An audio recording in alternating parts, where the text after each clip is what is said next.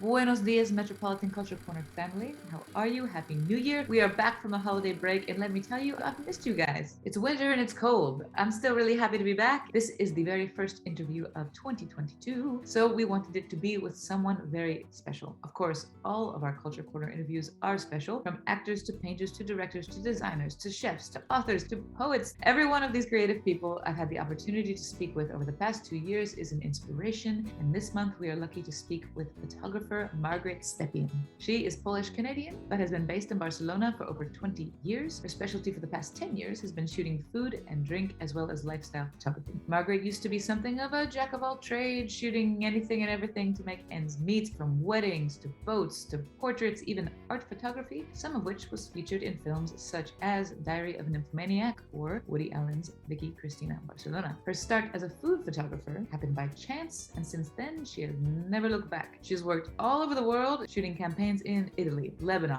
Kuwait, Georgia, and beyond for brands, a couple of small companies that you might have heard of, such as PepsiCo, Almarai, Freixenet, Danone, or Danone, as they say here in Spain, Kraft, McDonald's, KFC, Lonely Planet, Netflix. I mean, the list just goes on and on and on. She's also the creator of the Foodie Lookbook, a super cool visual project that really you can't get a sense of unless you check it out. And she has recently opened an incredible new space in Barcelona called Fat Cat Studio. Margaret's philosophy is always to adapt to any environment, to always seek inspiration to keep the creative juices flowing, whether she's working on a project for a client in a country across the world, or coming up with new ways to combine colors and textures, or just getting out of the studio and enjoying nature in the very little free time that she has. Please welcome to the Metropolitan Culture Corner our guest this month, versatile, creative, food and drink and lifestyle photographer, Margaret Stepien. I don't think I could teach it because I don't really know what I'm doing most of the time. I mean, when you're working, you go, oh, it would totally make sense to have a wrinkled piece of newspaper here, you know? And sometimes when I'm working, I'm going, why does that make sense? You know, how does that thought enter your head? And it's such a strange job because it just sort of comes out. I think you have to have this kind of strange connection with your intuition and have a different sensitivity. It's interesting to think about the way creative people work. Obviously, the creative process is very subjective. And so whoever is talking to you or explaining to you their vision, part of being a good photographer or designer or any sort of creative is that you interpret what they're trying to say and you know how to accomplish the final result, hopefully in the way they imagined it. I've worked in a lot of different places, but actually what I find is that there's less differences than we imagine. People are very similar all over the planet, have similar sort of ways of communicating and needs, and some are kind of more fun than others. I think it's more people-based than cultural. Depends on more the actual individuals that are involved than the culture itself.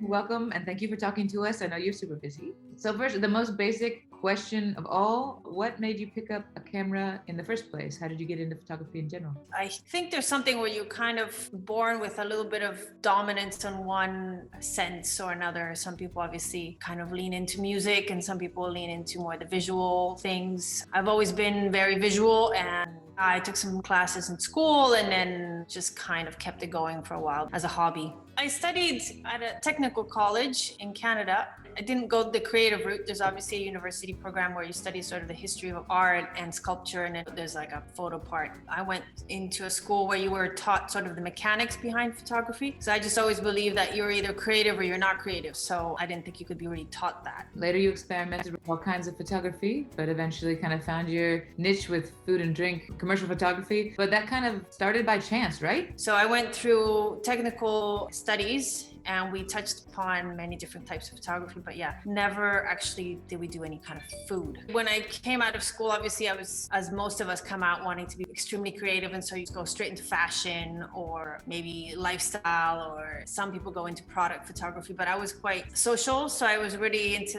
the human part. I really liked working with people, and I started off with fashion. But then I had a neighbor who had a restaurant, and he asked me to photograph his restaurant and the dishes. So that was the first time I was doing that. But somehow I guess it came out really well, because then his web designer asked me to do more. And then there was agencies that asked me to do. I kind of had been struggling up until that point, trying to make a niche or trying to get things rolling in different fields of photography. But when I started with the food, all of a sudden there was a lot of people coming to me to do more. So that was great. So how is food photography different from the other kinds of photography that you've done? For example, shooting a model or other kind of lifestyle photography, I would assume the process is different than when you have to approach the kind of work you do now. Fashion or portraits or interiors. As a young photographer, you're kind of doing whatever you can to make a living. And each one requires kind of different set of skills. For example, with people, you have to know how to communicate well, how to pose well, how to light them, how to light certain faces. I mean, obviously there's people you like that you want to have textured lighting so you see all the wrinkles on their face. And if you're working with fashion, you light it so that you don't see obviously the flaws. So with food, it's kind of hard to explain, because actually what you need to do is you visually stimulate so that the viewer imagines the taste of the food or the texture of the food. So if you're photographing something like crispy, you have to kind of light it and photograph it, maybe combining different textures with the styling or on set that actually provoke this idea that this food is crunchy. It's a different kind of set of skills in terms of lighting. I didn't study it, so it wasn't something like checklist of things I had to do. It was just kind of natural, like started doing it and people responded well. There's not really rules about how to do it. And there's so many food photographers and everybody will have their way of doing it. So it's kind of hard to explain. But once you see it well done, you go, yeah, that makes sense. You also work with food stylists for some of your photos, right? So what role does the stylist play in the look of the final image? Do they come and they bring a lot of ideas to the table, or how does it work? In food photography, every photographer kind of decides on his role and his sort of limits, right? So there's some photographers that just do the lighting and the compositions. There might be a prop stylist that brings in the plates and the table and the napkins, things that you use to prepare a photo. And then there's the food stylist. In Spain, they call it the home economist. What they do is they prepare the food for the photo. So if you're making a hamburger, you do funny things like lettuce casting, tomato casting, buns.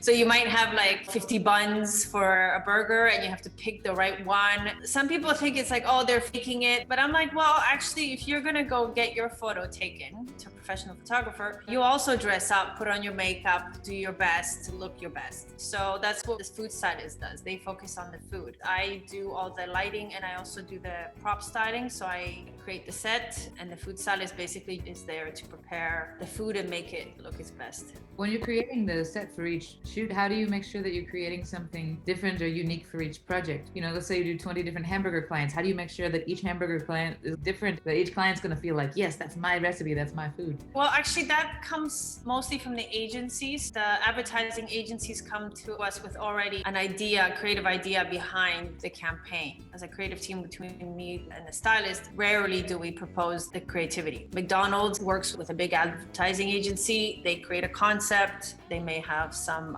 layouts for us, color schemes, the guidelines about their brand. They create a campaign according to those guidelines. Like if you're talking to a public that's between ages of 20 and 40, or you're trying to attract clients that are 50 and up, so those guidelines and creativity usually come from the agency. And what we do is we execute it. What we do is make sure that what they're imagining, we make it happen. So on a creative level, is that the difference between working for a big company like Netflix or McDonald's or Pepsi versus shooting your neighbor's restaurant? I mean, do you get to have more input for smaller projects? Yeah, I mean, there are clients, like smaller clients, small brands, local restaurants that will ask you for creativity. But even they will send us maybe some Pinterest ideas or things like that. And they say, oh, we really like these photos. We want it to look really light and fresh and friendly. And so I'm like, okay, I suggest you use white backgrounds and maybe this could be the look and feel of the lighting or things like that. It's rare that I actually propose creativity. I mean, except this project where I kind of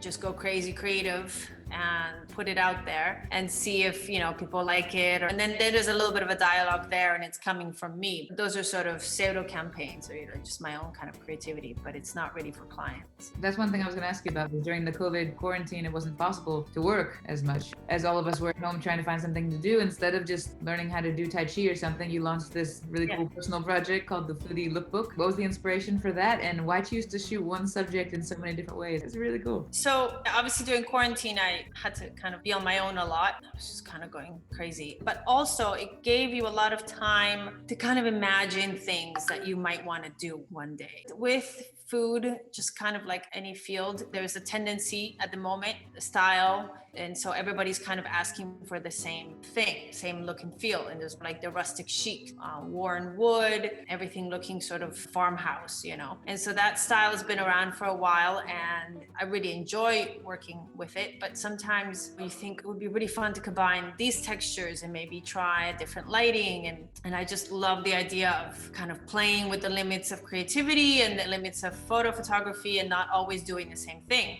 You know, if I photograph juice and then I photograph a burger and then I photograph some pasta, the difference in photo style are not going to be as obvious because you're comparing sort of apples and oranges. But when you take just apples and you shoot them in 10 different styles, then it's really obvious the influence of the creative process or the photographer's perspective. So if I say, okay, I'm taking these apples and I was like, okay, I'm going to do a very kind of flashy shoot with crazy colors and intense lighting, you know, whatever. And then I'm going to do another one. And so the project came out of COVID because I basically just alone a lot. So I couldn't get a food stylist in. So I kind of chose really simple ingredients. And then it was sort of play, basically just play and to try out different things that normally we don't have time or we don't get asked to do. It was fun, actually. I was appreciating all that time. There's no monetary rewards or there's no real plan. As a creative person, if you always do the same thing, either you get bored or you kind of get stagnant. And that's kind of a problem in any of these creative fields. If you become too stuck in one style, the clients will say, oh, well, you know, she does that. That's it. And if you tendencies may change and then you kind of stay stuck in the past, and then people might stop calling you because they think, oh, she only does that. So I think it's important to also adapt and to show your creative range, and also just for yourself to always stay sort of motivated and keep it fun. I find my job really fun, so I want to keep it that way. But if you're always doing the same thing, it's just like, okay, you know, I could do this with my eyes closed.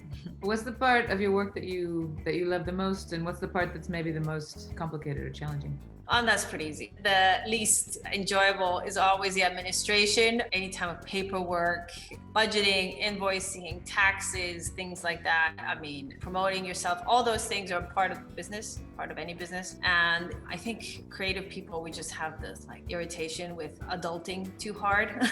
Yeah, I think we're more like inner child people where we just love to play and have fun. And then when you ask us to do something that kind of grown up and mundane, it kind of hurts. Then the fun part obviously is every day is different. The people around food that I worked with, I mean, even like top Michelin star chefs are people that just really love what they do and enjoy their job. And so it's a really good atmosphere for work. It's just fun. Sometimes you're like, I can't believe I'm getting paid for this. You say that often. Do you like cooking and eating too, or just shooting the food? No, I am actually a terrible cook. I love eating. I love people cooking for me. I always say it's like my studio has thousands of dishes and an amazing kitchen. And I made the honey pot and I'm attracting the bees, you know, so that chefs come to me. But yeah, I'm not a great cook. That gives me hope because neither am I. Yes. Yeah.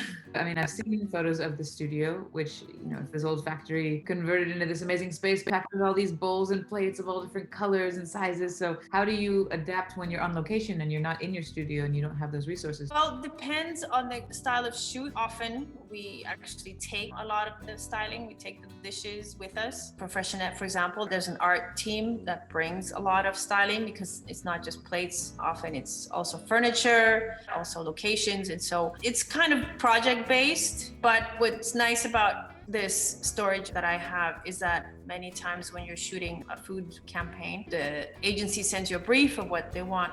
And then there's someone that goes out and finds the prop. But when you're setting up the photo, it's not always something you can predict 100%. So it's actually nice to have all these options and then you just say, oh, you know what? This small blue plate would look great in this, you know? It's very easy to kind of play and improvise and let yourself flow. When we're on set, I have to be like, okay, maybe I don't have everything I wish I had. Like, oh, I wish I had a blue plate, but I don't. And so I'm just like, okay, well, we're going to work with what we have. Speaking of of traveling. You've traveled a lot and you've met all these incredible people and shot these amazing images of interiors and portraits and travel photography. So is that important to you just on a personal level, or is that something that you also continue to work in these other fields outside of food photography? When I started in photography, everybody was saying you have to focus on something, you have to find your niche, you have to be very specific about what you're working. Like, what is your thing? Only a food photographer, only a beverage photographer, I'm only a product photographer. And so I started off with so many different variety of things just because I was trying to survive,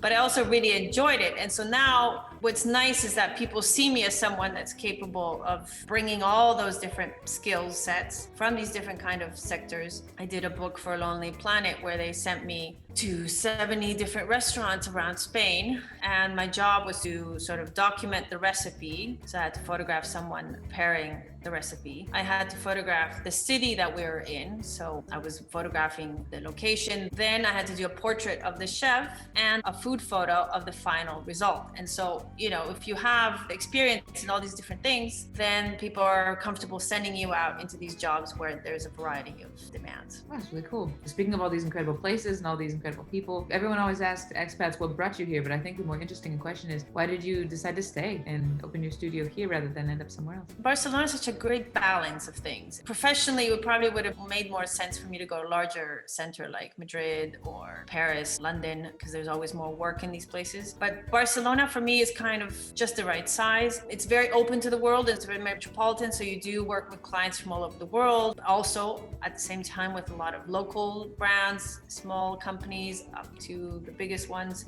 Then on lifestyle, I really love it. I just really like getting on my bike and being able to get anywhere. And I actually have traveled so much that never felt like I was sort of here 100% of the time either. So I just find a really comfortable place to be. I really appreciate it. Thank you so much. And it was really interesting. Yeah, my pleasure. Thank you so much, Margaret, and thank you for tuning in to the Metropolitan Culture Corner, the very first Metropolitan Culture Corner of 2022. And I hope that this new year brings you a lot of art, music, culture, joy, laughter, good food, as you continue on your journey through this crazy, amazing life in our crazy, beautiful, amazing city. And I am looking forward to bringing you more interviews featuring the creative people who are the heart of our city's cultural scene throughout this next year. So tune in next month for a new edition of the Culture Corner. And don't forget to subscribe to our channel to be the first or among the first to have access to the latest interview, either as a video or as a convenient podcast on the first Monday of every month. That's it, guys. Are we done?